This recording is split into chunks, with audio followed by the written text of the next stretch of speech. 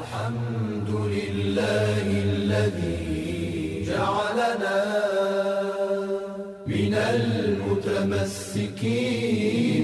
بولاية علي بن أبي طالب والأئمة المعصومين عليهم السلام. خداوند تبارک و تعالی نے انسان کی ہدایت و سعادت کے لیے نظام مقرر کیا ہے، اور اس نظام ہدایت کا نام ولایت ہے. اور رسول کو اشرف الرسل کو، اشرف الانبیاء کو و خاتم الرسل کو حکم دیا، یا ایھا الرسول بلغ ما انزل الیک من ربک. جو نظام خدا کی طرف سے نازل ہوا ہے، جو اللہ کی طرف سے اترا ہے، جو آپ تک پہنچایا ہے، اسے لوگوں تک پہنچا دیں، اس کی تبلیغ فرما دیں، اسے ابلاغ فرما دیں. اور اگر یہ ابلاغ نہ ہوا، یہ تبلیغ نہ ہوئی، تو یوں سمجھیں کہ رسالت کا کام انجام ہی نہیں پایا. فما بلغت رسالتہ.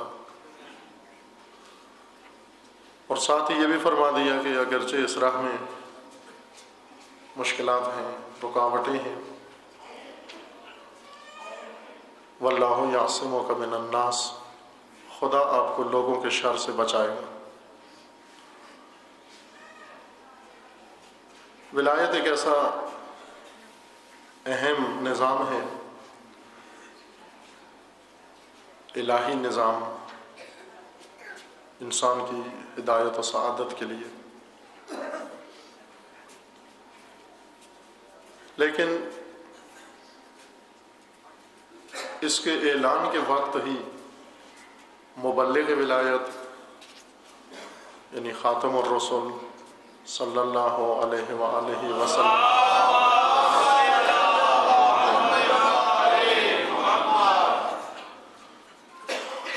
کہ قلب نورانی میں ایک تشویش موجود تھی، کھٹکا موجود تھا. اسی وجہ سے آیا کا لب و لہجہ بھی یہی بتاتا ہے کہ کسی بات کی پریشانی ضرور تھی رسول اللہ کے قلب نورانی میں. خداوند نے فرمایا کہ اگر یہ پیغام نہ پہنچا تو سمجھے رسالت کا کام انجام ہی نہیں پایا.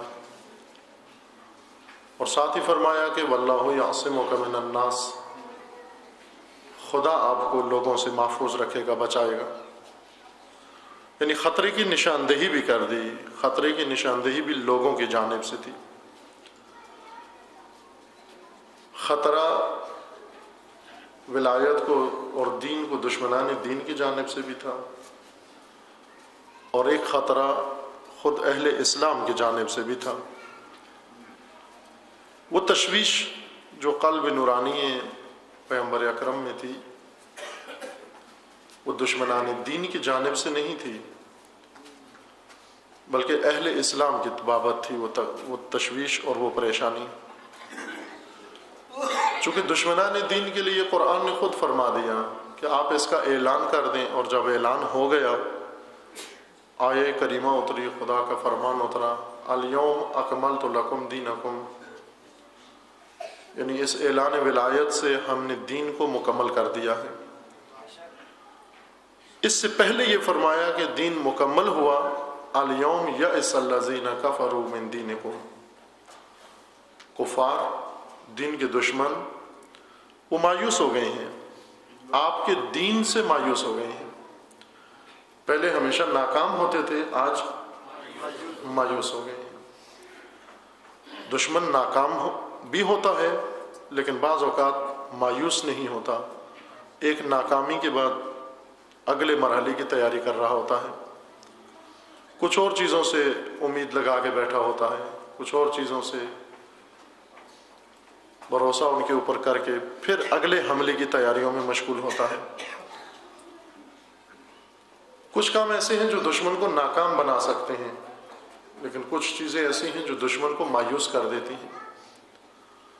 وہ چیز جو دشمن کو ناکام کرتی ہے وہ دفاع ہے اور جنگ ہے، لیکن دفاع اور جنگ سے دشمن ناکامی کے باوجود مایوس نہیں ہوتا۔ مایوس اس وقت ہوتا ہے جب دین کو نظام مل جائے، جب دین کو قلعہ مل جائے، جب دین کو ستون مل جائے، جب دین کو سہارا مل جائے، اور اتنا مضبوط سہارا مل جائے کہ دشمن مایوس ہو جائے کہ اب ہم دین کا کچھ نہیں بگاڑ سکتے، نہ صرف ناکام ہو جائے بلکہ مایوس ہو جائے دین سے۔ لہذا دشمنان دین کی نسبت اب کوئی خطرہ نہیں، چونکہ وہ مایوس ہو چکے ہیں۔ مایوس اور ناکام دشمن میں بڑا فرق ہے۔ ناکام دشمن خطرناک ہوتا ہے۔ ناکام دشمن کہتے ہیں ڈسے ہوئے یا زخمی سانپ کی طرح ہوتا ہے۔ ناکام دشمن جس طرح سے ابھی ہے ولایت کا دشمن، دین کا دشمن ناکام ہوا ہے لیکن ابھی مایوس نہیں ہوا، چند ایک آشوب گرانہ حرکتیں کر کے شاید اس کی امید اور بڑھ گئی ہے تھوڑی سی، چند ممالک پہ چڑھائی کر کے، چند مسلمان قوموں کو سرکوب کر کے، اور کٹ پتلی حکومتوں کو جو خود انہوں نے بنائی ہوئی تھیں ان کو ہٹا کر اس کی امید تھوڑی سی بڑھ گئی ہے، لیکن اس کی مایوسی کا وقت بھی قریب سے قریب تر آ رہا ہے، چونکہ ولایت چیز ہی ایسی ہے جو دشمن کو مایوس کر دیتی ہے، نہ صرف ناکام کرتی ہے بلکہ مایوس کر دیتی ہے۔ اس لیے ولی امر مسلمین نے، حامل پرچم ولایت نے، جس نے اس دور میں 1400 سال بعد دبا ہوا اور گرا ہوا پرچم ولایت اٹھا کر سر بلند کیا اور ساری دنیا کو بتا دیا کہ نظام ولایت آج بھی انسان کی سعادت کے لیے بہترین نظام ہے، آج بھی بہترین نظام ہے اگر بشر اس کی پناہ میں آ جائے، اس کے سائے میں آ جائے۔ یہ فرما دیا کہ اگر تم نے نظام ولایت کا رخ کیا تمہیں پشیمان ہونا پڑے گا، سوائے پشیمانی کے کچھ تمہیں حاصل نہیں ہو، لہٰذا یہ امید تمہاری پشیمانی میں بدل جائے گی، حسرت کرو گے اور ہزار حسرت کہ کاش ہم یہ حماقت نہ کرتے۔ ناکامی کے بعد تمہیں مایوسی ہوگی، لیکن کھٹکا جو رسول گرامی اسلام کے قلب نورانی میں موجود تھا وہ مایوس دشمن کی جانب سے نہیں تھا کہ ولایت کا اعلان کر دیں دشمن کوئی حملہ نہ کر دے یا دشمن ولایت کا انکار نہ کر دے، دشمن تو ہے ہی دشمن ہے، دشمن سے توقع رکھنا دوستی کی یہ خود بے وقوفی ہے، حماقت ہے، دشمن سے رحم دلی کی توقع رکھنا یہ سادگی ہے، سادہ لوہی ہے، دشمن کے سامنے رونا، آنسو بہانا دشمن کو تیش دلانا ہے۔ دشمن ایسے ہوتا ہے، آپ نے دیکھا ہوگا کباب بنتے ہوئے، کباب دیکھا بنتے ہوئے، بنایا بھی ہوگا کباب بنتے ہوئے، کھایا تو ضرور ہوگا، یہ تو مجھے یقین ہے، میں بننے کی بات کر رہا ہوں کہ بنتے ہوئے دیکھا ہوگا کباب جب آگ کے انگاروں پر، کوئلے پر بن رہا ہوتا ہے تو اس کے اندر چربی ہوتی ہے، وہ چربی جب حرارت اس کو پہنچتی ہے وہ پگھل جاتی ہے اور پگھل کر قطرے بن کر آگ کے اوپر گرتی ہے، یہ در حقیقت کباب کے آنسو ہوتے ہیں، یہ گریا ہوتا ہے اس کا۔ جب کباب کو، گوشت کو آگ کے اوپر رکھا جاتا ہے تو وہ رونا شروع کر دیتا ہے، آنسو بہاتا ہے کہ خدا را مجھے مت جلائیے، لیکن آگ کو وہ جتنے آنسو گراتا ہے آگ کو اور تیش آتا ہے، ہر آنسو سے شعلہ اور بڑھکتا ہے، ہر آنسو سے شعلہ اور لپکتا ہے۔ کیوں؟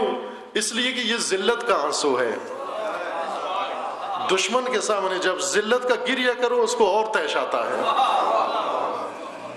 اس کو اور تیش آتا ہے، اس کی درندگی میں اور زیادہ اضافہ ہوتا ہے، لہذا دشمن کے سامنے آنسو نہیں بہانا، دشمن سے یہ توقع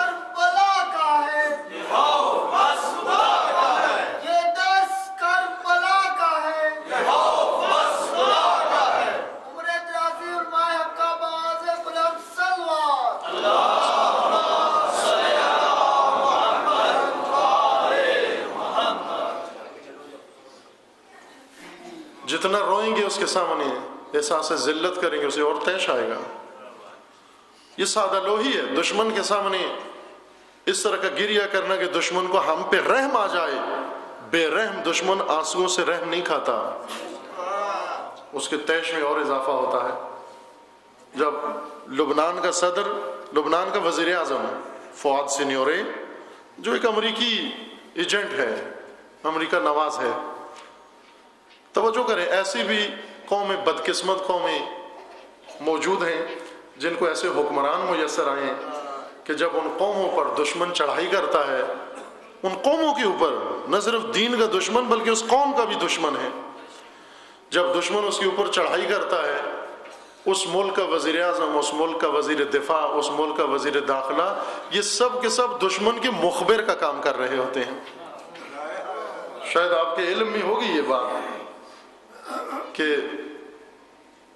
اسرائیل جب لبنان پہ بمباری کر رہا تھا اور مختلف بلڈنگوں پر جب وہ حملہ کرتا تھا، تو لبنان کا وزیر دفاع، ڈیفنس منسٹر، یہ رابطے میں تھا وائرلیس پر، اس کا اسرائیل کے ساتھ ڈائریکٹ رابطہ تھا۔ یہ بتاتا تھا کہ سید مقاومت اس بلڈنگ میں ہے اس وقت۔ فوراً اسرائیلی طیارے آ کر پہنچتے، بمباری کرتے، بلڈنگ کو مسمار کر دیتے، لیکن سید مقاومت تک ان کی رسائی نہیں ہو سکتی تھی۔ جس ملک کا وزیر دفاع، بچانے والا، دفاع کرنے والا، دشمن کا مخبر بنا ہوا ہو، اور یہ وزیر اعظم ایک کانفرنس میں دیکھا، ٹی وی نے دکھایا وہ منظر، یہ آنسو بہا رہا تھا، رو رہا تھا، ذلت کے آنسو بہا رہا تھا۔ سید مقاومت نے آ کر تقریر کی، کہا کہ ذلت کے آنسو اسرائیل کے سامنے بہانے سے اسرائیل کو اور طیش آتا ہے، اور طیش آتا ہے۔ یہ آنسو بہانے کا وقت نہیں ہے، یہ آنسو بہانے کا وقت نہیں ہے، بلکہ یہ وقت دشمن کے دانت اکٹھے کرنے کا وقت ہے۔ یہ وہ وقت ہے کہ دشمن کو بتا دیں کہ آپ جس کا سہارا لے کر اٹھے ہو، وہ قرآن کہتا ہے کہ وہ چیز دشمن کو مایوس کر دیتی ہے۔ قرآن یہ فرماتا ہے وہ دشمن کو مایوس کر دیتی ہے۔ لہذا رونے سے نہیں دشمن کبھی بھی پیچھے ہٹتا، اس کو رحم نہیں آتا۔ ہرگز اپنی زندگی میں کبھی دشمن کے سامنے مت رونا، اپنی زندگی کی سیرت بنا لیں، معصومین سے سیکھ لیں یہ چیز، آپ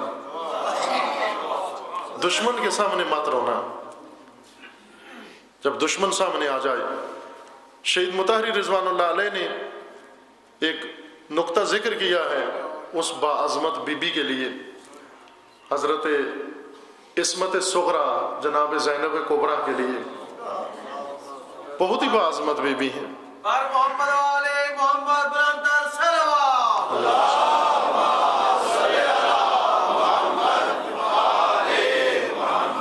شہید مطہری فرماتے ہیں کہ شب عاشور تک جناب سیدہ بہت بیتاب تھیں، حتیٰ جب خبر سنی، سید الشہداء علیہ السلام نے جب خبر دی کہ میں کل شہید ہو جاؤں گا، یہ خبر سن کر بی بی بے ہوش ہو گئیں۔